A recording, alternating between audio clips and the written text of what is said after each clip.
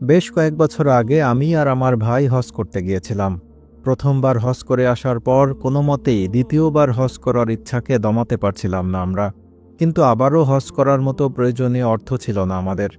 যাই হোক, 2003 সালের রমাদানের কিছুদিন আগে আমি জানতে পারলাম যে সৌদি রয়্যাল ফ্যামিলি কিছু সংখ্যক সাংবাদিকদের হজের জন্য যাবতীয় খরচ বহন করবে। খবর শুনেই ভিতরে ভিতরে পূর্বের হজ করার রোমাঞ্চকর অনুভূতিগুলো নড়ে চড়ে উঠল। আমি দেরি না করে সাউথ আফ্রিকার সৌদি প্রতিনিধি ডক্টর সাউথ জিদানকে কল করলাম। তিনি বললেন যে এই বছর আর কোনো কোটাই খালি নেই, তবে তিনি আমাকে মন্ত্রীর গেস্ট হিসেবে আবেদন করার জন্য পরামর্শ দিলেন। বললেন আমার বিস্তারিত তথ্য ফ্যাক্স করতে। সৌদি অ্যাম্বাসিতে আমল নামের এক বোন চাকরি করত। আমি তার কাছে পরের দিন সব তথ্য পাঠিয়ে দিলাম। এই রমাদানে আমি আরেকটা পরীক্ষার মধ্যে পড়ে গেলাম। আলহামদুলিল্লাহ, গতবারের রমাদানে আমি শিখেছি যে দোয়াই হলো এই সমস্ত পরীক্ষায় উত্তীর্ণ হওয়ার একমাত্র পথ। নিশ্চয়ই আল্লাহ আমাকে আর আমার ভাইকে দ্বিতীয়বারের জন্য কবুল করবেন। আমি আমার পরিচিত বন্ধুদেরকেও দোয়া করতে বললাম আমার জন্য। 2-1 দিন পর পর আমি অ্যাম্বাসিতে কল করছিলাম, জানতে চাইছিলাম যে আমার দরখাস্ত মঞ্জুর হয়েছে কিনা। যতবারই কল দিচ্ছিলাম ততবারই ওরা বলছিল আমরা এখনও বলতে পারছি না। বোন আমল আমাকে জানালো জানুয়ারি মাসের শেষে আমরা আপনাকে জানাতে পারবো। আবেদনকারীদের তালিকা ফ্যাক্স করা হয়েছে সৌদিতে, আর সেখান থেকেই চূড়ান্ত তালিকা নির্ধারণ করা হবে। সামনের সপ্তাহে একবার ফোন দিতে বলল। সপ্তাহখানেক পর যখন কল করলাম তখন আমার অন্তরে রক্তক্ষরণ শুরু হলো আমলের কথা শুনে। সে জানালো ডক্টর জিদান এবারকার জন্য আপনাকে সরি বলতে বলেছেন, আর ইনশাআল্লাহ সামনের বছর আপনি আপনার ভাই সহ তার ব্যক্তিগত অতিথি হিসেবে হজ করতে যাবেন।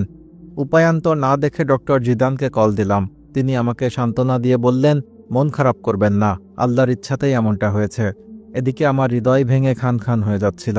আমি নিজেকে সান্ত্বনা দিলাম এই বলে যে আমি আল্লাহর প্রতি বিশ্বাস রাখি, তার ক্ষমতা সম্পর্কেও জানি, আর আমি সে বিশ্বাসের ওপরই অটল থাকব।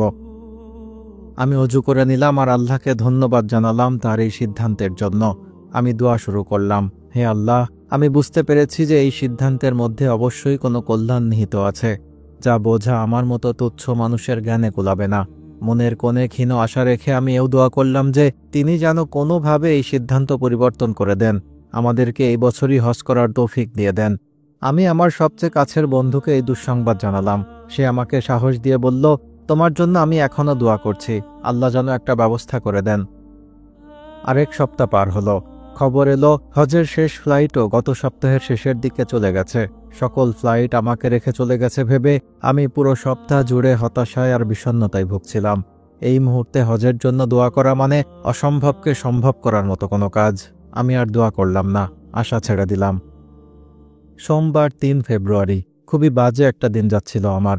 দুর্বিষহ লাগছিল একদম। সবকিছু কেমন যেন অসহ্য লাগছিল। আমার কাছে মনে হলো আমি আর নিতে পারছি না গোটা পরিস্থিতিটা। অস্থিরতা ঘিরে ধরছিল।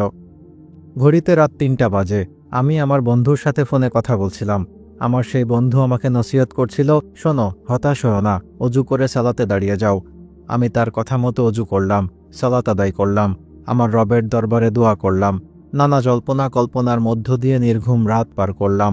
সকাল সকাল ঘুম থেকে উঠে পড়লাম, আবার অজু করলাম। বসে বসে আল্লাহর কাছে দোয়া করতে থাকলাম তিনি যেন অশান্ত হৃদয়কে শান্ত করে দেন। এভাবে মোটামুটি 5 মিনিট পার হয়ে গেল। হঠাৎ আমার ফোনের রিং বেজে উঠল। মোবাইলের স্ক্রিনে সৌদি অ্যাম্বাসির নাম্বার ভাসছে। রিসিভ করলাম। আমলের গলা, তোমরা এই শুক্রবার হজে যাচ্ছ, তোমার আর তোমার ভাইয়ের পাসপোর্ট দরকার, জলদি।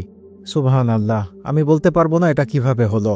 ডক্টর জিদান বললেন একমাত্র আল্লাহর ইচ্ছাতেই এমনটা হয়েছে। তিনি আমাকে আবারও মনে করিয়ে দিলেন আল্লাহর দয়ার কথা। পরে জানতে পারলাম আমি আর আমার ভাই এক দম্পতির স্থলাভিষিক্ত হয়ে হজ করতে যাচ্ছি। শেষ মুহূর্তে ওই দম্পতি হজে না যাওয়ার সিদ্ধান্ত নিয়েছিলেন, কিন্তু আমার হৃদয় বলছে ভিন্ন কিছু। এটা আমার রবের সিদ্ধান্ত, যিনি সর্বশক্তিমান, যিনি আমার হতাশা দূর করে দিয়েছেন আর আমার দোয়া কবুল করেছেন। আলহামদুলিল্লাহ।